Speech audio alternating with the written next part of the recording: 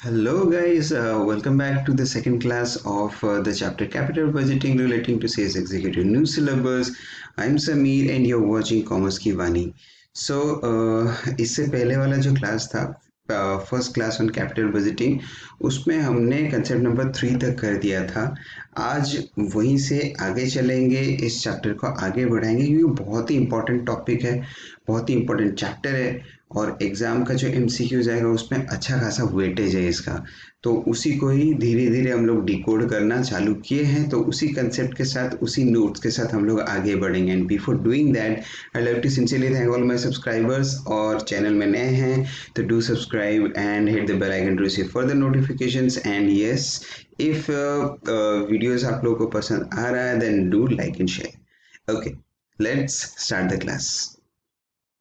Concept number 1 हमारा हो गया था, कंसेप्ट नंबर 2 भी हमारा हो गया था, कंसेप्ट नंबर 3 जो कि सबसे इम्पोर्टेंट है, हम प्रोजेक्ट कैश फ्लोज कैसे कैलकुलेट करेंगे वो हम कर रहे थे यहाँ पे. और ये कैलकुलेट करते वक्त हमने एक छोटा सा प्रोजेक्ट कैश फ्लोज को समझने के लिए हमने एक छोटा सा एग्जाम्पल लिया था. ठीक है, थोड़ा सा एक रिकैप यहाँ पे करना बहुत ज़रूरी है, जिसके लिए कुछ कुछ पॉइंट्स में बोल रहा हूँ. Please be attentive. Okay, project cash flows क्या है? ये वो इनकम है जो एक प्रोजेक्ट या पर्टिकुलर एसेट और पर्टिकुलर इन्वेस्टमेंट अल्टरनेटिव आपके सामने जो है उससे जो इनकम जनरेट होता है वही है. अब ये जो इनकम जनरेट होता है इसी को लेकर हम लोग डिसाइड करते हैं, डिसीजन लेते हैं. तो इसलिए हम हमेशा क्या बोलते हैं, ये जो इनकम है वो नॉन कैश नहीं होना चाहिए. इसमें सारे कैश प्रॉफिट है, कैश इनकम जनरेटेड को हम लोग लेते हैं. Only cash profit to be considered and these shall always be after tax. ठीक है, तो यहाँ पे नॉन कैश एक्सपेंसेस वगैरह का ट्रीटमेंट हमको बहुत ध्यान से करना होता है क्योंकि we need to ignore those non cash expenses if any. तो नॉन कैश बोलते ही हमारे सामने डेप्रिसिएशन आता है, उसको लेके एक छोटा सा एग्जांपल हमने सॉल्व किया था. अब वहीं से क्लास को आगे लेके जाएंगे. सेल्स था, कॉस्ट ऑफ गुड्स सोल्ड था और ग्रॉस प्रॉफिट आ रहा था हमारा 20 का, जिसमें डेप्रिसिएशन 10 रुपये का था. तो पीबीटी आ गया, टैक्स दे दिए, नेट प्रॉफिट आ गया, प्रॉफिट आफ्टर टैक्स जो है, और डेप्रिसिएशन को ऐड बैक करते थे तो प्रोजेक्ट कैश फ्लोज आता था. राइट, अब ये डेप्रिसिएशन को ऐड बैक करने का लॉजिक क्या था? डेप्रिसिएशन इसलिए ऐड बैक हो रहा था क्योंकि नॉन कैश है. आपको नॉन कैश प्रॉफिट नहीं दिखाना है. जो भी इनकम जनरेट करोगे, जो भी इनकम प्रोजेक्ट कैश फ्लोज के हिसाब से आप दिखाओगे, उसमें आपको क्या दिखाना है? सिर्फ और सिर्फ कैश प्रॉफिट जनरेटेड. तो अगर मैं ये बोलूँगा ये जो नेट प्रॉफिट है 5 रुपये का, ये नेट प्रॉफिट क्या कैश प्रॉफिट है? सर नहीं, क्योंकि ये प्रॉफिट को कैलकुलेट करते वक्त मैंने नॉन कैश एक्सपेंसेस को ले लिया है, इंक्लूड कर लिया है. तो वही उसी इफेक्ट को ठीक करने के लिए डेप्रिसिएशन को यहाँ पे ऐड करते हैं. ठीक है, एक और बात यहाँ पे ध्यान रखना है कि दूसरा एक ऑप्शन है इसको निकालने का, प्रोजेक्ट कैश फ्लोज निकालने का दूसरा ऑप्शन है. इसका नेक्स्ट कंसेप्ट में या नेक्स्ट पार्ट में वही हम करने वाले हैं. बट एक ही चीज़ याद रखें, डेप्रिसिएशन नॉन कैश है तो एक्सपेंसेस एज ए होल उसे कंसिडर नहीं किया जाता, लेकिन इस एक्सपेंस की वजह से एक टैक्स सेव होता है. आज अगर आप डेप्रिसिएशन दिखा रहे हो तो आपका प्रॉफिट बिफोर टैक्स 10 रुपये का आ रहा है. राइट, आप अगर ये एक्सपेंसेस नहीं दिखाओगे प्रॉफिट बिफोर टैक्स कितना हो जाएगा? 20 हो जाएगा. तो 10 रुपये में 50% का टैक्स देते हो 5, 20 रुपीज होता तो उसका 50% देते तो 10 होता. राइट, तो कहीं ना कहीं 5 रुपये का टैक्स सेव करके दे रहा है डेप्रिसिएशन एज एन एक्सपेंस. तो इन एफएम टर्म्स और एफएम का जो कंसेप्ट है उसमें अगर आप कैश फ्लोज को समझें, उसमें एक ही चीज़ है कि any saving in expenses or cost is your inflow. ठीक है, depreciation no doubt non cash expenses है, बट इस एक्सपेंस के होने की वजह से जो आपका टैक्स का आउटगो हो सकता था, पेमेंट हो सकता था, वो कम जाता है. तो that is also an inflow for us. तो वो चीज को ध्यान में रखें. Is it okay? यहाँ तक हो गया था हमारा एग्जाम्पल नंबर 1 और इसको इस कंसेप्ट को आगे लेके अभी हम चल रहे हैं. ओके, तो वही कंसेप्ट के साथ नेक्स्ट वाला जो पार्ट है हमारा वो डेप्रिसिएशन है. ठीक है, अभी डेप्रिसिएशन को लेके कुछ बातें यहाँ पे 2 ऑप्शन डिस्कस करेंगे, वो बहुत इंपॉर्टेंट है, बहुत इजी है, लेकिन इसमें बच्चों को थोड़ा कन्फ्यूजन होता है, इसलिए 2 अलग-अलग पार्ट में इसको समझाने का कोशिश किया। I hope you guys will like it. Okay, so depreciation जो है नाइदर इनफ्लो है नॉर आउटफ्लो है। क्यों? क्योंकि ये नॉन कैश है, राइट? नॉन कैश है, ठीक है। However due to depreciation tax is saved और एनी सेविंग इज इनफ्लो, ठीक है। एग्जाम्पल 1 में उसी को ही हम लोग आगे लेके चल रहे हैं। ये हमारा करंट सिनेरियो था, ये हमारा करंट जो पोजीशन था उसको लेके हमने ये तो बात कर ही लिया है। 15 रुपए का प्रोजेक्ट कैश फ्लोज निकल रहा है, जहाँ पे डेप्रिसिएशन को एक बार हमने इंक्लूड किया और एक बार हमने एक्सक्लूड किया। Is it perfectly fine? कोई दिक्कत नहीं है। तो ये एक ऑप्शन है जहाँ पे डेप्रिसिएशन का आप कंसीडर कर तो रहे हो, लेकिन उसका इफेक्ट को आप नलीफाई कर रहे हो एड लेस करके। एक बार किया, प्रॉफिट आफ्टर टैक्सेस निकल गए, उसके बाद डेप्रिसिएशन को फिर से ऐड कर दीजिए, कर दिए। क्यों? क्योंकि नॉन कैश एक्सपेंसेस से कंसीडर नहीं करना चाहिए। तो सर इसको छोड़ के और कोई ऑप्शन है क्या मेरे पास? जी, और एक ऑप्शन है। As we discussed earlier, that depreciation is a non-cash expenses, and that is the reason why it should not be considered at all. तो एक ऑप्शन में आपने कंसीडर किया, दूसरा ऑप्शन में आप कंसीडर ही मत करो। सर कैसे? As depreciation is non cash expense, do not consider the expense, but tax saving को दिखाना बहुत मैंडेटरी है। डेप्रिसिएशन नॉन कैश है, आपने कंसीडर नहीं किया, लेकिन डेप्रिसिएशन की वजह से जो टैक्स सेविंग हो रहा है वो आपका कैश इनफ्लो है, तो उसको दिखाना मत भूल जाना। तो इसी क्वेश्चन को अगर हम ऑप्शन नंबर 1 में सॉल्व करें, जिसमें डेप्रिसिएशन को हम नहीं दिखा रहे हैं, सर कैसे नहीं दिखाएंगे? ग्रॉस प्रॉफिट तक तो एज इट इज रहेगा, कोई प्रॉब्लम नहीं है। इसके बाद यहाँ पे डेप्रिसिएशन दिखा रहे थे और यहाँ क्या करेंगे? डेप्रिसिएशन को इग्नोर कर दिया हमने। तो अगर मैंने डेप्रिसिएशन को इग्नोर किया तो gross profit as it is और कोई खर्चा नहीं, यही प्रॉफिट बिफोर टैक्स हो जाएगा, ठीक है। टैक्स दे दिया यहाँ पे 10 रुपए का, डन। प्रॉफिट आफ्टर टैक्स 10 रुपए का आ जाएगा, यहाँ पे प्रॉफिट आफ्टर टैक्स 5 रुपए का था। Is it okay? Okay sir. अब ये सबसे इंपॉर्टेंट लाइन है, टैक्स सेविंग ऑन डेप्रिसिएशन, ठीक है। अब डेप्रिसिएशन की वजह से कितना टैक्स सेव हो रहा है ये हमको देखना है। आज अगर डेप्रिसिएशन 10 रुपए का है, टैक्स सेविंग ऑन डेप्रिसिएशन का मतलब क्या? जितना टैक्स रेट है मल्टीप्लाई कर देंगे 50%, डन। 5 रुपए का टैक्स सेव हो रहा है।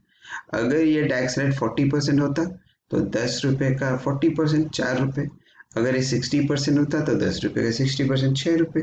जितना टैक्स रेट है डेप्रिसिएशन पे उतना ही मल्टीप्लाई हो जाता है और कुछ नहीं है, मतलब उतने का ही टैक्स इफेक्ट को आप सेव कर रहे हो, ठीक है। और क्योंकि टैक्स सेविंग है इसलिए हमें इसको ऐड कर दिए, 5 को ऐड कर दिए, तो 10 और 5 15। सी देयर इज नो डिफरेंस। आप कोई भी ऑप्शन में जाओगे आपका प्रोजेक्ट कैश फ्लो 15 ही आएगा।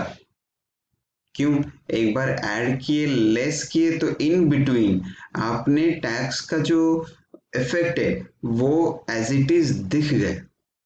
और यहाँ पे क्या है क्योंकि एडलेस कुछ किया नहीं, इसलिए नेट में जाके जो टैक्स का इफेक्ट आ रहा था आपने एक ही बार में उसे ऐड कर दिया। तो प्रोजेक्ट कैश फ्लो इज 15। यहाँ पे कुछ बच्चों को दिक्कतें होती हैं, ये मैंने प्रैक्टिकली देखा हुआ है बच्चों को कंफ्यूज होते वक्त, ठीक है। तो इसलिए ये 2 ऑप्शन को अलग अलग डिमार्केशन करके थोड़ा सा कंसेप्चुअल डिस्कशन करके मैंने ये सामने रख दिया यहाँ पे। आई होप इसके बाद आपको इसमें प्रॉब्लम नहीं होना चाहिए। सो आगे बढ़ते हैं हम। कंसेप्ट लाइन क्या हो जाएगा? अगर क्वेश्चन में डायरेक्टली प्रॉफिट आफ्टर टैक्स दिया हुआ डायरेक्टली, ठीक है, तो डेप्रिसिएशन को ऐड करो यही आपका मौका बचता है, क्योंकि प्रॉफिट आफ्टर टैक्स में डेप्रिसिएशन ऑलरेडी कंसीडर्ड है। हाँ, अगर क्वेश्चन में ये भी बोलता है profit after taxes without considering the effect of depreciation, ठीक है, तब बात अलग है।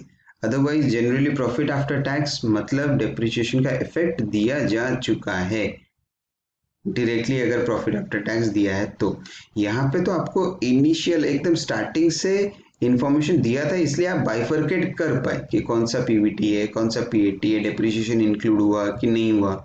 लेकिन आपको अगर क्वेश्चन में सीधा सीधा प्रॉफिट आफ्टर टैक्सेस ही दे दे, तब आपके पास you will have no other option instead of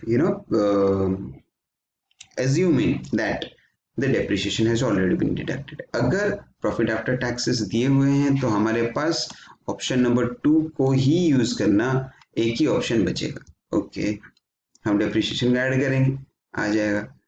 उसके बाद if question provides profit before depreciation, तो ऑप्शन 1 भी कर सकते हो, ऑप्शन 2 भी कर सकते हो, जैसे आपको मन करे। तो सीधा सीधा है, दोनों में डिफरेंस क्या है? अगर आप डेप्रिसिएशन को कंसीडर कर रहे हो तो एक बार खर्चा माइनस करो, टैक्सेस दिखाओ, प्रॉफिट आफ्टर टैक्सेस के साथ डेप्रिसिएशन ऐड कर दो, that's it, project cash flow आ जाएगा। लेकिन दूसरा ऑप्शन क्या बोलता है? डेप्रिसिएशन को कंसीडर ही मत करो, नेट में डेप्रिसिएशन की वजह से जो टैक्स है हो रहा है, इनफ्लो हो रहा है, वो प्रॉफिट आफ्टर टैक्स के साथ ऐड कर दो, दैट्स इट। लेकिन ये प्रॉफिट आफ्टर टैक्सेस में क्या है? डेप्रिसिएशन कंसीडर ही नहीं हुआ है। Is it okay? Perfectly fine. Okay, ये हमारा डेप्रिसिएशन का पूरा कैलकुलेशन था। अब आता है next concept number 3, techniques of capital budgeting. Really important, हालांकि इसमें डिस्कस करने लायक कुछ नहीं है, आपको चैप्टर का पूरा ओवरव्यू मिल रहा है यहाँ पे। 2 टाइप ऑफ टेक्निक्स है अंडर कैपिटल बजटिंग। एक है ट्रेडिशनल, जिसे हम नॉन डिस्काउंटिंग बोलते हैं, ठीक है, और एक डिस्काउंटिंग टेक्निक्स है। अब ये जो डिस्काउंटिंग वाला वर्ड है, ये आपके सामने आते ही, क्योंकि हम लोग बच्चों सारे क्लासेस कर चुके हैं, cost of capital, dividend policies वगैरह वगैरह, टाइम वैल्यू ऑफ मनी, ये सब हम कर चुके हैं। तो डिस्काउंटिंग एंड नॉन डिस्काउंटिंग का मतलब आपको पूरा पता होना चाहिए। वैसे भी इसीलिए मैंने आप सब लोगों को एक सिंसियर रिक्वेस्ट किया था कि बिफोर वॉचिंग कैपिटल बजटिंग के classes you should have a clear understanding of the chapter time value of money, जिसके लिए हमने जो 3 वीडियोस लॉन्च किए हुए थे उसको मैंने देखने के लिए बोला था। आई hope you guys have done that.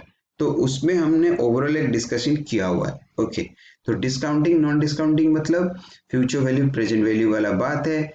Discount rates मतलब इंटरेस्ट रेट्स, या उस रेट में डिस्काउंट करना, प्रेजेंट वैल्यू में कन्वर्ट करना, या पीवी दिया हुआ है तो फ्यूचर वैल्यू में कन्वर्ट करना। तो ट्रेडिशनल टेक्निक में हम नॉन डिस्काउंटिंग टेक्निक बोलते हैं इसे। क्यों? इसमें time value of money is not considered, TVM, not considered.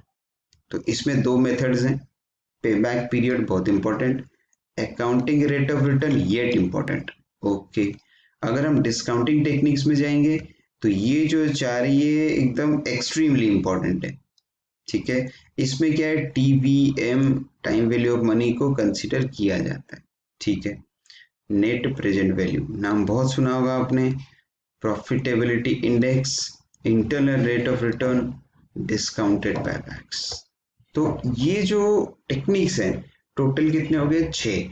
अब CS एग्जीक्यूटिव का जो सिलेबस, ये जो 6 टेक्निक्स है ना, ये 6 techniques will cover around 80 to 90% of your entire capital budgeting chapter.